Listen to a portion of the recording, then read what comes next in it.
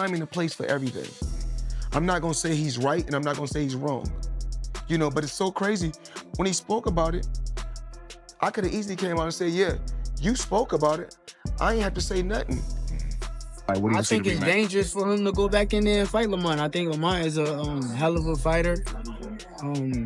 I can see that going left. So he better be on his A game. YouTube, we're back again with some more boxing news in the boxing world. We got some breaking news. Gary Jonas, Lamont Roach's promoter, says this rematch is a done deal. Floyd Mayweather has made headlines again, this time with a shocking warning to his former protege, Gervonta "Tank" Davis. In a move no one saw coming, Mayweather publicly urged Davis to reconsider, maybe even pull out of the rematch with Lamont Roach. The boxing world is buzzing with questions. Does Floyd know something we don't? No, I think Lamont Roach is a terrific fighter. He might be a little over his head with Gervonta Davis. Gervonta Davis is, I mean, to say the least, he's a beast. He really is. He's a tremendous fighter. He's a dedicated fighter when it comes to training and fighting and making sure that he's in optimal conditions when he steps inside that squared circle. It's going to be a tough night for Roach, but you can never count him out. You know, watching him fight up close and personal, he's sneaky good, which means he can catch you at any time. He can land combinations, sometimes at will, without you even knowing it. You know, he's that sneaky. So, yeah, it's going to be very interesting. But, you know, obviously, Gervonta Davis has the experience. He has the knowledge. He has that mean streak in him that will take you out with any punch. Gervonta Davis has officially returned to training camp. The date is set, August 16th, Las Vegas. After the controversial draw in their first fight, Tank is not just preparing, he's going to war. Every session, every round, every rep is driven by one goal: decisive victory. Yes! Yes! Yes! Yes! Yes! Yes! Yes! Yes!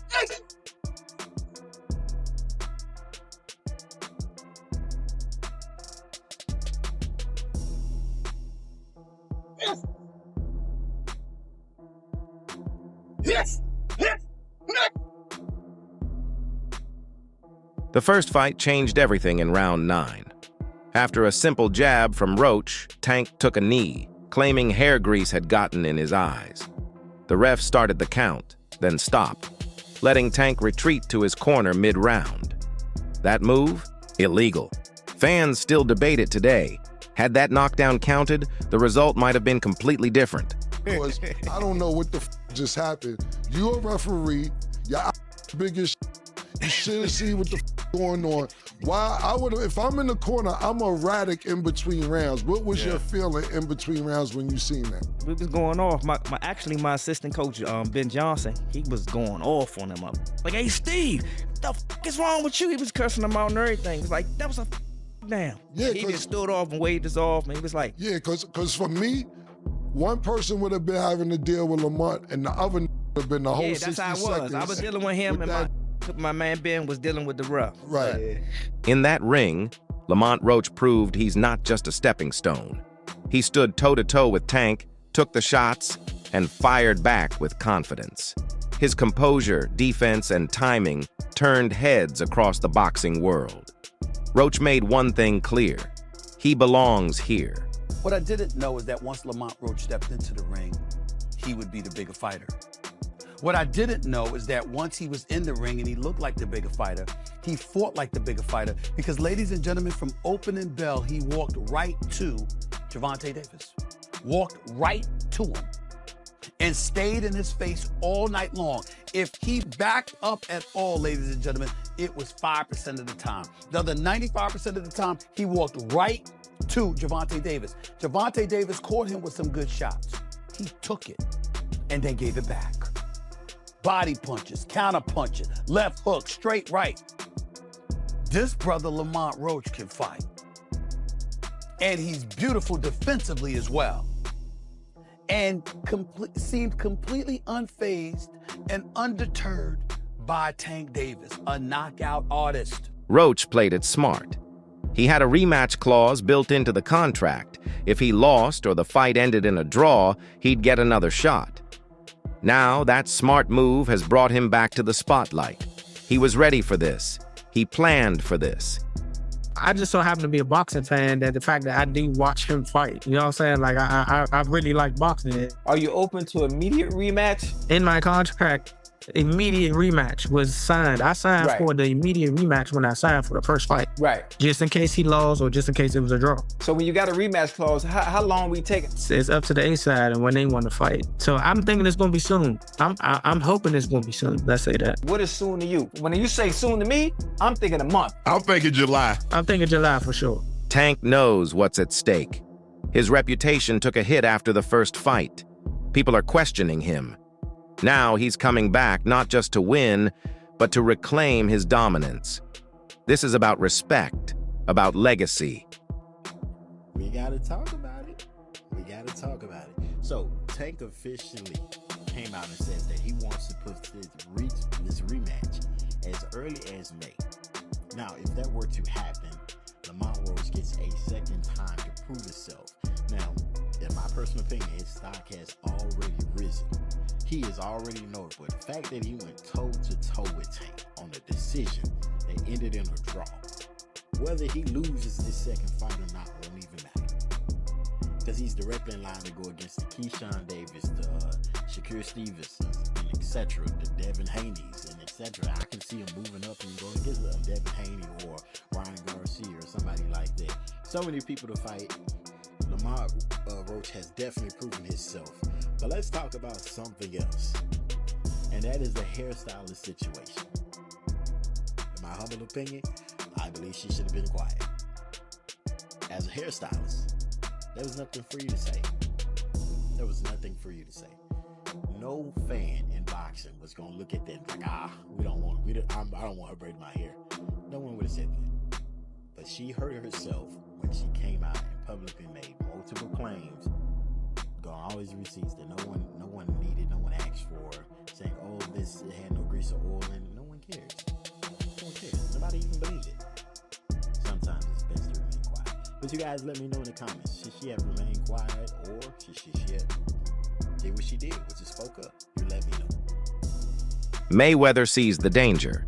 He believes Tank's undefeated record and reputation are on the line, and that a rematch, under these conditions, might not be worth it.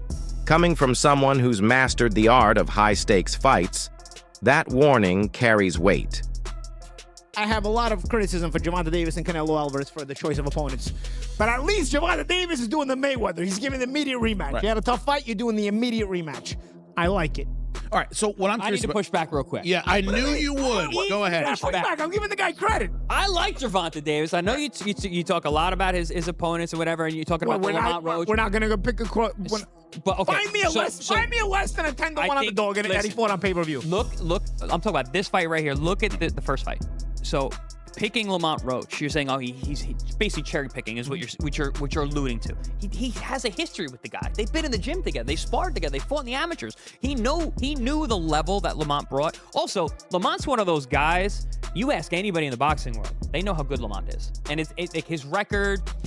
Leading up to him getting to the title shot or getting his title win. It's kind of like, the Jamel Herring fight's really hard to forget. He struggled with some guys that you wouldn't expect him to, but he's really come into his own because the guy who was in the gym that everybody saw coming up has been realized now. So I don't think Gervonta Davis was handpicking an easy guy in Lamont Roach. Stylistically, listen, Gervonta's team's not dumb. They look at what this guy can do and where he can give him troubles. And it certainly worked out that way. Did they overlook him a little bit in terms of being like, I beat him back then. He struggled here and there. I'm just too good. I'm on a different level. I think that Lamont really stepped up. So I'm going. Gervonta's that good, but guess what? So's Lamont. So I was exaggerating. That's what you're saying. I'm exaggerating. You tend to be hyperbolic at times, yes. How dare he? How dare he? Analysts say this version of Tank is different.